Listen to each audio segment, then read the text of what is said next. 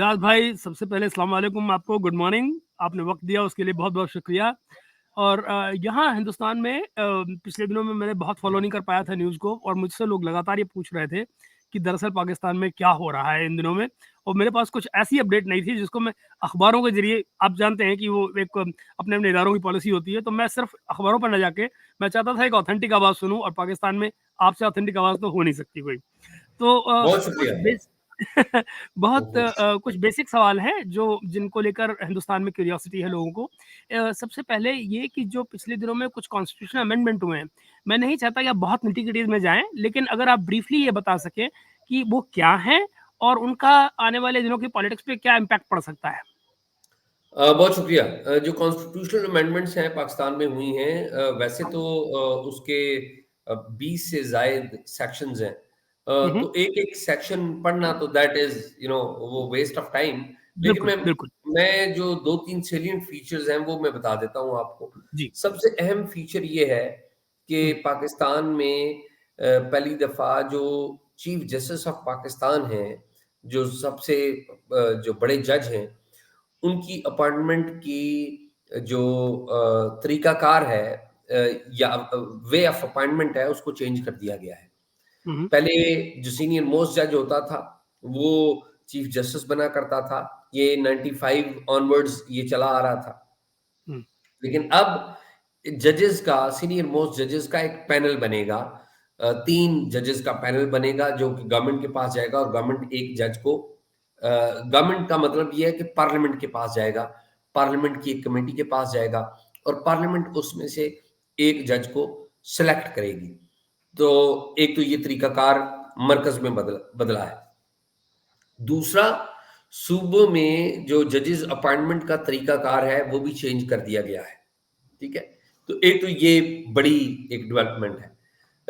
इसी में एक और डेवलपमेंट हुई कि उन्होंने, जो गवर्नमेंट है, उन्होंने जो कॉन्स्टिट्यूशनल अमेंडमेंट की, उन्होंने कहा कि हम जो सुप्रीम कोर्ट ऑफ पाकिस्तान में कॉन्स्टिट्यूशनल केसेस आते हैं, उनके लिए एक अलग बेंच बनाएंगे। कॉन्स्टिट्यूशनल बेंच वो होगा, और वो जो है वो डेडिकेटेड होगा इसी काम के लिए कि वो कॉन्स्टिट्यूशनल पिटिशंस हैं वो सुने। क्योंकि हमारे यहाँ होता ये है कि अगर कोई गवर्नमेंट चली गई, तो उसका केस, मिसाल के तौर पे इमरान खान साहब की हुकूमत चली गई थी, सरकार चली गई थी जिसे आप कहते हैं, तो उसका केस आया, तो कोर्ट ने सुनना शुरू किया। जब कोर्ट ने वो सुनना शुरू किया, तो बाकी जो केसेस थे, आम लोगों के, आम आवाम के, जनता के केसेस जो हैं, वो पेंडिंग पड़ गए। तो सही। इन्होंने उसको अलग कर दिया। अभी कल फुल कोर्ट का इजलास हुआ है, नए जो चीफ जस्टिस हैं, उन्होंने फुल कोर्ट का एक पूरा इजलास किया है जिसमें सारे जजेस मौजूद थे, और उन जजेस ने, सब ने मिलकर एक बात पे वो यूनानिमस थे कि जो पेंडेंसी है सुप्रीम कोर्ट ऑफ पाकिस्तान में, मुझे नहीं पता आपके वहां पर कितनी पेंडेंसी है, तो हमारे यहाँ 59,000 प्लस केसेस जो हैं वो सुप्रीम कोर्ट ऑफ पाकिस्तान में पेंडिंग है। और ये वो केसेस हैं जो पहले लोकल लोअर कोर्ट्स में डिसाइड हुए, उसकी अपील हाई कोर्ट में हुई, और हाई कोर्ट के बाद उसकी appeal supreme court of Pakistan में हुई। तो जो लोग हैं, जो लिटिगेंट्स हैं, वो बड़ी एक तवील इंतजार के बाद वो यहाँ पर पहुंचे। तो ये बिल्कुल। एक और अमेंडमेंट भी आखिरी बताता जाऊं कि इस अमेंडमेंट में जो मदारिस थे, रिलीजियस जो स्कूल्स जो थे, उनकी रजिस्ट्रेशन को सेंट्रलाइज कर दिया गया है। तो ओके। ये भी एक डेवलपमेंट है। तो ये जो सेंट्रलाइज़ किया गया है, इसके क्या प्लसेस माइनसेस होंगे? देखिए, पहले होता ये था कि जो मदारिस जो थे या रिलीजियस सेमिनरीज जो थी, हुँ, वो 2-3 जगहों पे अपनी रजिस्ट्रेशन करती थी। तो हुँ, अब वो सिर्फ एक जगह पे रजिस्ट्रेशन करेंगी। ओके। तो मतलब सेंट्रलाइज़ हो गया है। रिलीजियस एजुकेशन की रजिस्ट्रेशन जो है वो सेंट्रलाइज़ हो गई। ओके, तो बेसिकली एक टेक्निकल मामला है, इससे कोई मतलब ओवरऑल इम्पैक्ट कुछ ज़्यादा नहीं है होने वाला है ना? जी, कि जी, उनकी जी। फंडिंग में कोई इश्यू आने वाला हो या ऐसा नहीं, कुछ नहीं, नहीं नहीं। है। नहीं, नहीं। ओके। हुँ। दूसरी एक बड़ी बात जो आ रही है एजाज़ भाई, वो जो अभी बुशरा बीबी की रिहाई हुई, या अब जो कुछ इमरान खान के मसले मसाइल हैं, ये आपको पहली बात तो ये हो क्या रहा है, उनकी जो रिहाई हुई है, क्या वो कोई जैसे होता है हमेशा कोई डील का हिस्सा है या क्या क्या कुछ चल रहा है? या आने वाले दिनों में उनकी बहनों को लेकर क्या एक्सपेक्टेड है? इमरान खान का आपको याद होगा आपने पिछली बार जब हमारी बात हुई थी आपने कहा था कि अगर इमरान खान की सेहत ठीक रही, तो अगले इलेक्शन में वो एक फोर्स टू रेकन विद होंगे, अगर आपको याद हो। तो क्या आप अभी वो हालात देख रहे हैं या उनके जो सिविकन से ताल्लुकात हैं, उनकी क्या नौयत है? मैंने ये कहा था, मुझे याद पड़ता है कि जब अगर इमरान खान की सेहत हेल्थ ठीक रही, तो वो हुँ, किसी वक़्त रेलेवेंट हो सकते हैं और मैं सही, उस बात पे कायम हूँ।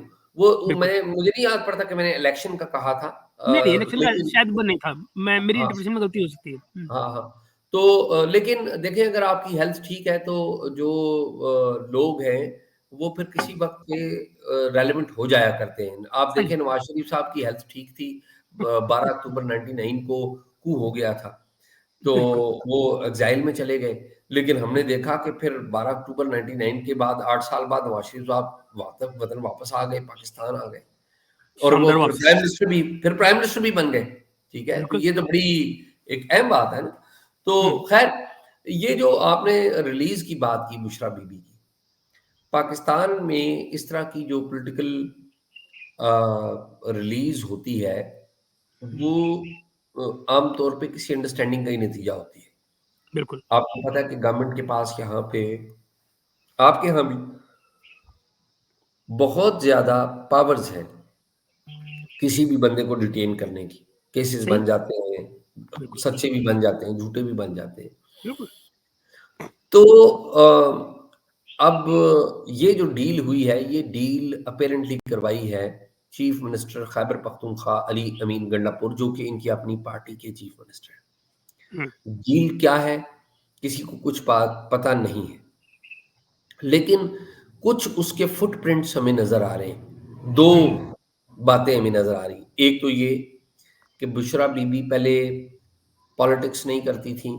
हमने हुँ, देखा कि वो रिलीज़ हुईं, तो वो सीधी खैबर पख्तूनख्वा गईं और उन्होंने अगला क्या क्या काम किया, उन्होंने जाते साथ अपनी पॉलिटिकल पार्टी की मीटिंग एक बुला ली। एक एक तो ये चीज़ नज़र आई। दूसरी चीज़ बड़ी खामोश है, शायद किसी ने ऑब्ज़र्व की हो या नहीं की हो, मुझे नहीं पता।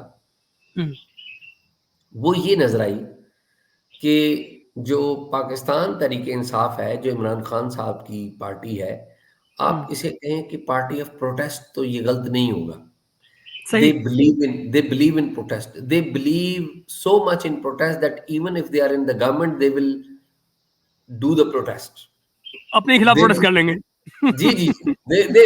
They will protest. आप ये देखिए कि बुशरा बीबी ने पार्टी की मीटिंग की है, लेकिन उन्होंने किसी प्रोटेस्ट का ऐलान नहीं किया।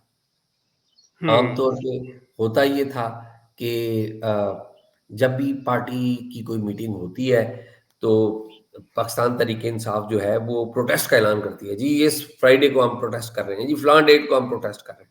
सही। होता है ना? हुँ, ये पहली पार्टी मीटिंग है, जिसमें किसी प्रोटेस्ट का ऐलान नहीं किया गया। तो मुझे लगता ये है जो व्हाट आई रीड इज़ कि उनकी अंडरस्टैंडिंग ये है कि बुशरा बीबी फ़िलहाल पॉलिटिक्स को सँभालेंगी और हुँ, हुँ। ये जो प्रोटेस्ट मोड है पार्टी का उससे निकालेंगी।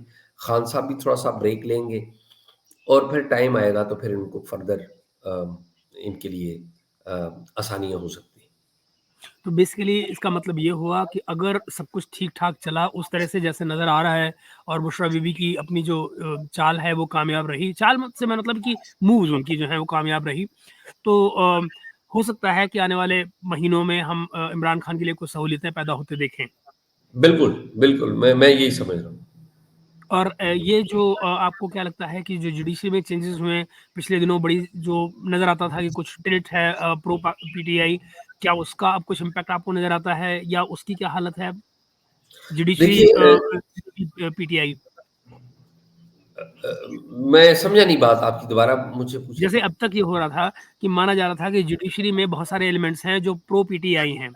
तो अब जो जुडिशरी की नई शेप निकल कर आई है अंडर न्यू चीफ जस्टिस, क्या आपको अभी कोई ऐसे एलिमेंट नज़र आते हैं या कुछ आपसी उम्मीद नज़र आती है कि कुछ ऐसे लोग होंगे जो या कहीं कोई जुडिशरी में ट्रेट नज़र आता है? फॉर एग्ज़ाम्पल इस तरह की बात इस्लामाबाद हाई कोर्ट के लिए अक्सर कही जाती रही है कि उनका कुछ टिल्ट है प्रो पीटीआई। तो वो अब कैसा नज़र आता है आपको? देखिए, जो जजेस तो वही है ना, हुँ, जजेस की जो पर्सनैलिटी तो चेंज नहीं हुई, चंद लोग रिटायर हुए हैं, कई लोग बाकी हैं। और हुँ, दूसरी बात ये है कि पीटीआई जो है, Imran Khan is very popular. हुँ, उनका जो काम जो भी हो कि उन्होंने कुछ किया या नहीं किया, but he is very popular, क्योंकि उन्होंने यहाँ पे एस्टेब्लिशमेंट को चैलेंज किया है, और जो एस्टेब्लिशमेंट को चैलेंज करता है पाकिस्तान में, वो पॉपुलर होता है। हुँ, एक बात तो ये है।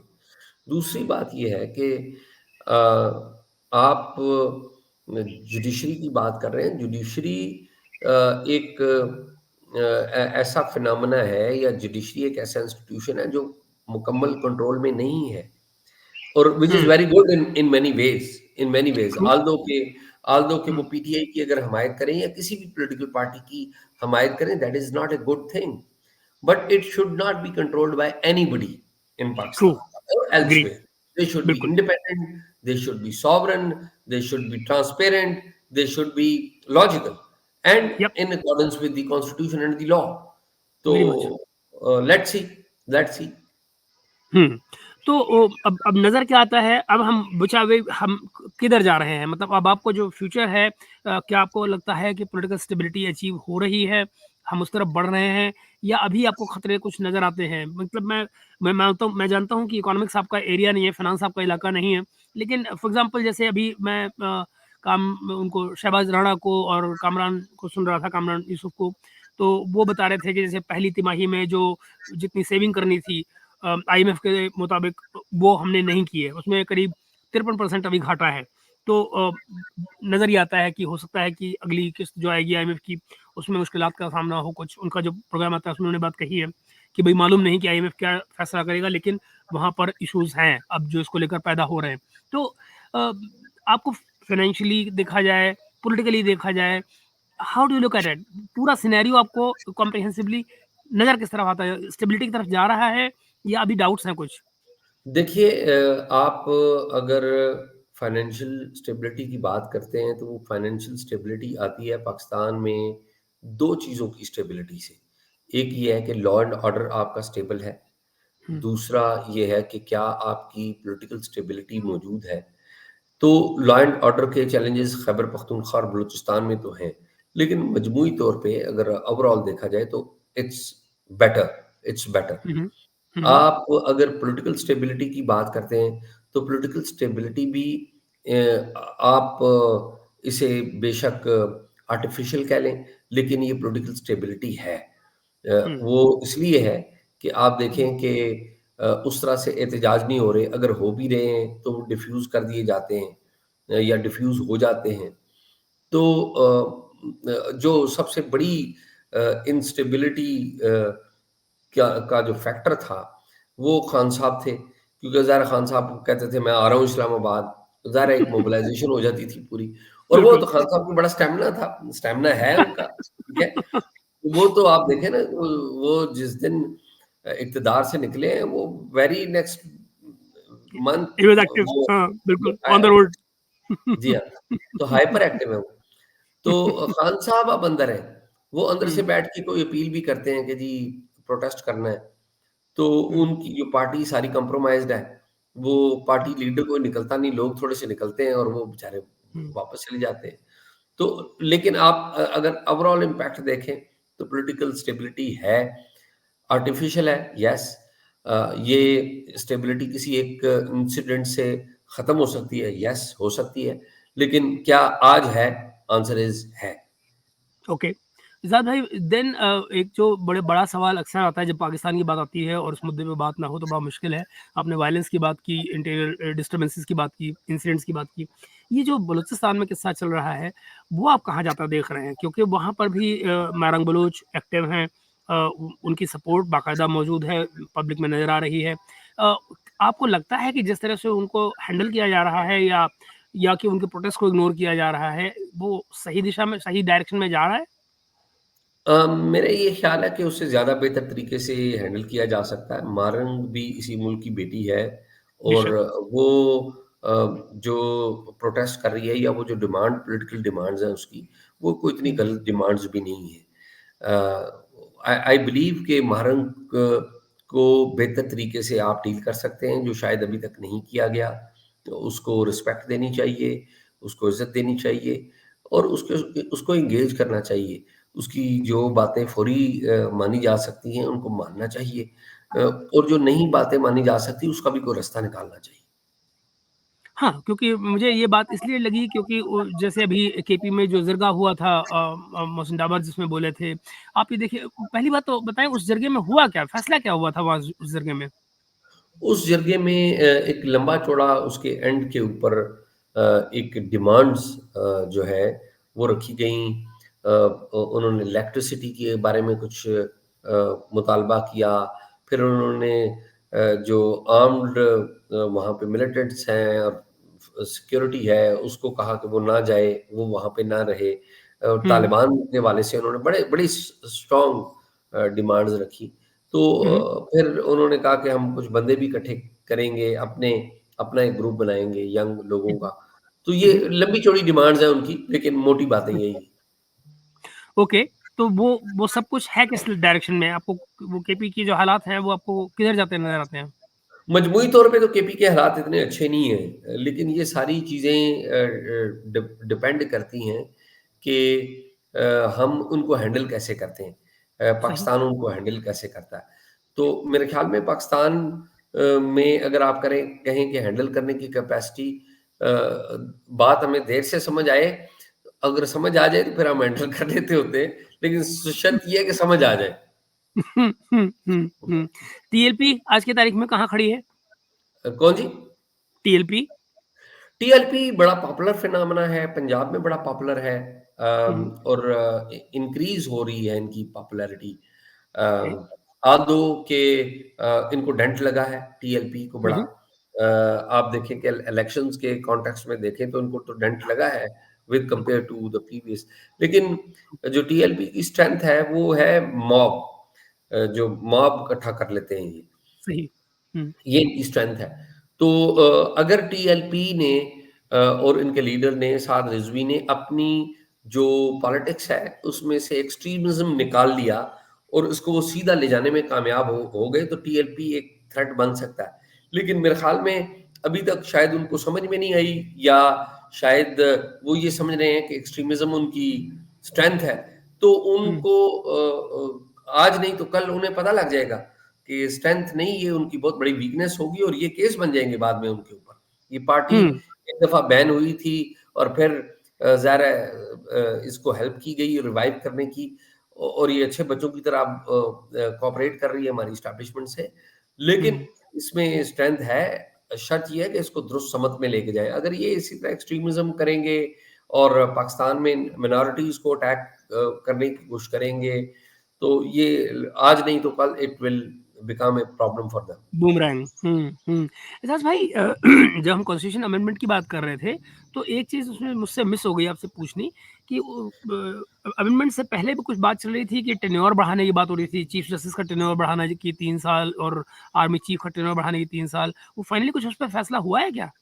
नहीं देखिए वो तो चीफ जस्टिस का टेन्योर तो नहीं बढ़ा, कॉन्स्टिट्यूशनल अमेंडमेंट में तो ऐसी कोई बात नहीं थी। ओके। और आर्मी चीफ की जो टेन्योर है वो तो जब मुकम्मल होता है जो लॉ 2020 में पास किया गया था, उसके हुँ, तहत 2019 में जो पास किया गया था 20 में यस अ, हुँ, वो उसमें तो ये है कि आप अ, उनकी जब डेट पूरी होगी तो फिर उनकी रीअपॉइंटमेंट होगी और बाद हाँ, में जब रीअपॉइंटमेंट ओके। पूरी होगी पूरे टेन्योर की, तो फिर उनकी एक्सटेंशन होगी और वो एक्सटेंशन उनकी 64 ईयर से बियॉन्ड नहीं हो सकती। ओके, ओके, सो बेसिकली कोई चेंज नहीं है, जो पहले वाला लॉ था वही चल रहा है, स्टेटस कोई नया है, कुछ नहीं डाला स्टेटस गया है। Okay, okay, good, okay. हाँ, तो ये रहा। तो आपको लगता क्या है आर्मी चीफ का अभी अब थोड़ा ही साल बचा है, तो आपको क्या लगता है चांसेस क्या लग रहे हैं? बढ़ाए जाने की बात है, उम्मीद की जानी चाहिए?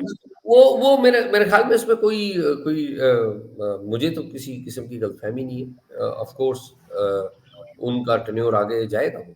मुझे मुझे अ, इसमें कोई मिसअंडरस्टैंडिंग नहीं ओके, थी मुझे भी नहीं मुझे अब कन्फर्मेशन हो गया आपसे। है। जयशंकर जी आए थे पीछे भारत। तो भारत से वहाँ आपके यहाँ कैसी रही विजिट?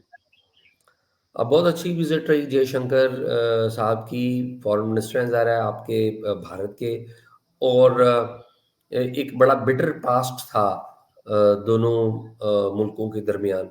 जयशंकर पाकिस्तान में पहले भी आ चुके हैं, और आपको पता है कि पाकिस्तान में सर्व भी किया उन्होंने, जहाँ तक मुझे याद पड़ता है। लेकिन अहम बात ये है कि वो सुषमा स्वराज साहिबा के साथ आए थे, दिसंबर 2015 में आए थे।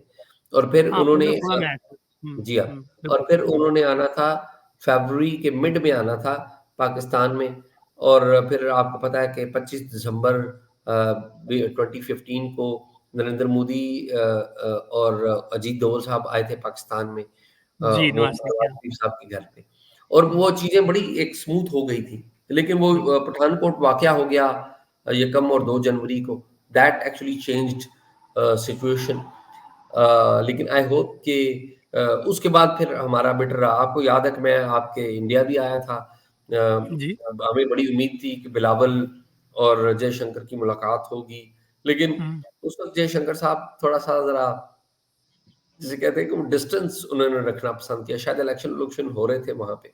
तो हुँ, हुँ। लेकिन अभी अच्छी बात देखी हमने कि जयशंकर मुस्कुराए, मुस्कुराते हुए आगे आए, पाकिस्तानी प्राइम मिनिस्टर से मिले, उनकी कर्टसीज़ एक्सचेंज हुई।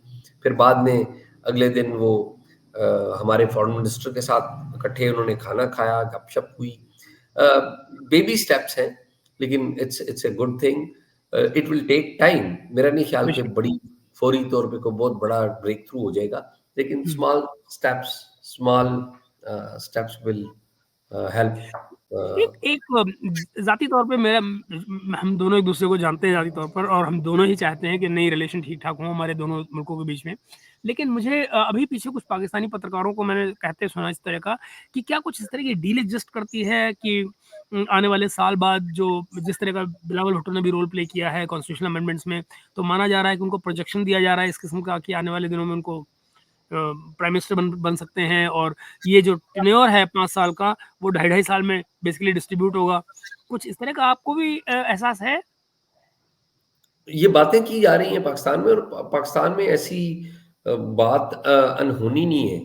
यानी कि हुँ, आप रूल आउट नहीं कर सकते ऐसी बातों को। जी। बिलावल ने जिस तरह से परफ़ॉर्म किया है रिसेंटली, तो उसमें हुँ। रूल आउट नहीं कर सकते। लेकिन मेरा नहीं ख़्याल कि शहबाज़ शरीफ से अच्छे प्राइम मिनिस्टर हमारे पॉलिसी मेकर्स को मिल सकते हैं। मैं समझ सकता हूँ आपकी बात। तो क्योंकि मुझे थोड़ा-सा डर यहाँ ये लगता है कि मैं शहबाज़ शरीफ तक तो बात समझ में आती है, वहाँ शायद नवाज़ शरीफ साहब का भी कोई न कोई इन्फ्लुएंस आता है।